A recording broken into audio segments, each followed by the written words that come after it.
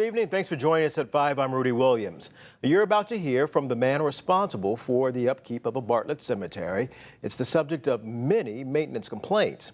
ABC 24 has reported on the consistent uncut grass and untrimmed trees at that property. Well, Scott Mattis reports today the grounds have been cleaned since this past Mother's Day weekend, but you're about to hear keeping the graveyard clean is all about the money.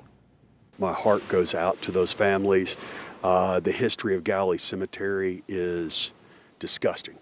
Frank Colvette is referring to this past Mother's Day when dozens of families from across the area came to the cemetery to pay their respects to their moms. We would just like to see that it's taken care of better than it is. But when they arrived, they were greeted by tall grass and unkept grounds. Colvette tells me while he is not the owner of the property, he was contracted by the state of Tennessee to maintain Galilee Memorial Gardens. He also adds that funding to maintain the property has dramatically gone down from last year to this year, affecting his ability to effectively maintain the cemetery.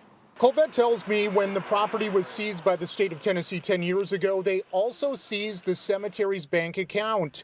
And it's that account that provides funding for the maintenance. The problem, he says, according to a court order, Colvette is only allowed to access the money generated by the account's investments, which varies each year. That means we can only spend the interest and the dividends that the money makes in the market. Last year, it was plenty. We cut the grass, I think, every 14 days.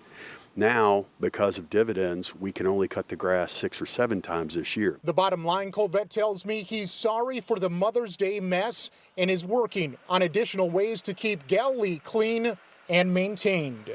We've tried to squeeze our contractors down as hard as we can to get the number of cuts up, but you had, unfortunately, what we had over Mother's Day weekend where the place was not properly kept up.